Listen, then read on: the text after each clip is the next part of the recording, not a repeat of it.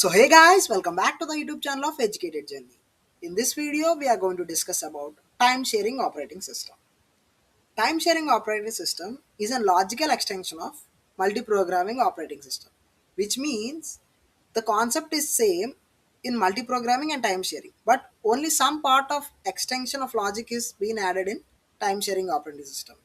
Earlier in batch operating system, users were not able to interact with the computer. Even in multi-programming, the main focus was only on keeping the CPU busy.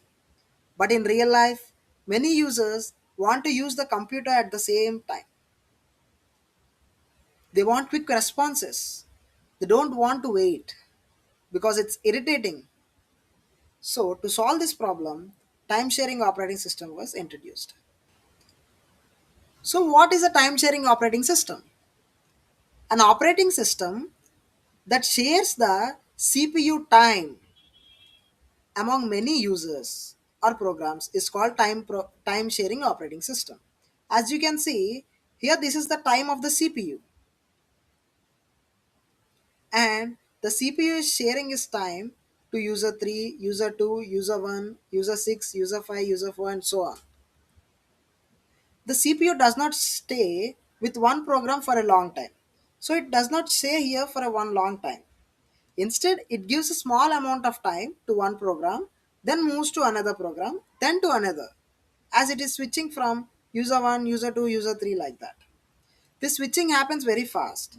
Because of this fast switching, every user feels like, oh, my program is running continuously, even though the CPU is actually shared.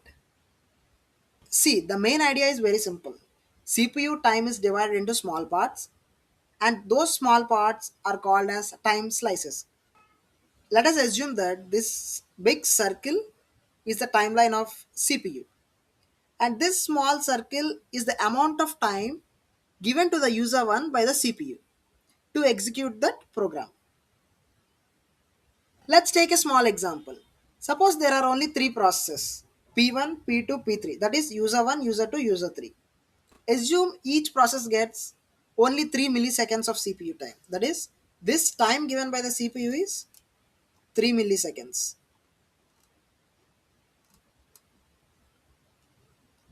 And for user 2, 3 milliseconds, and for user 3, 3 milliseconds, right?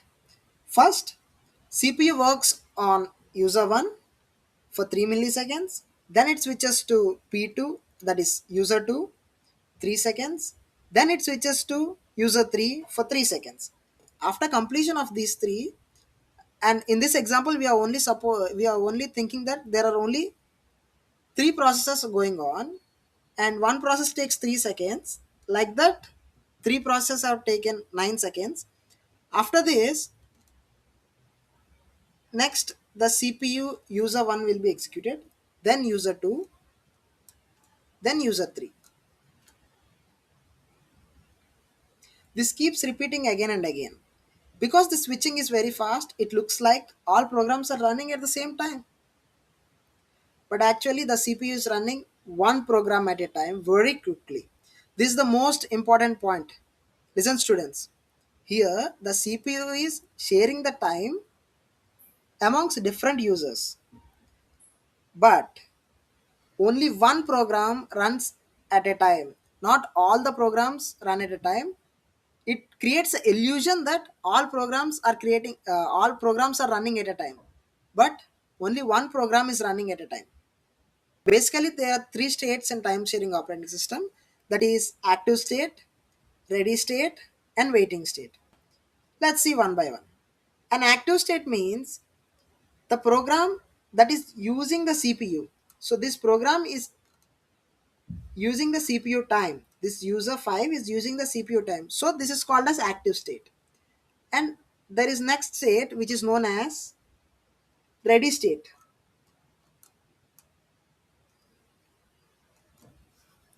The user is ready but waiting for the CPU. Then it is known as ready state.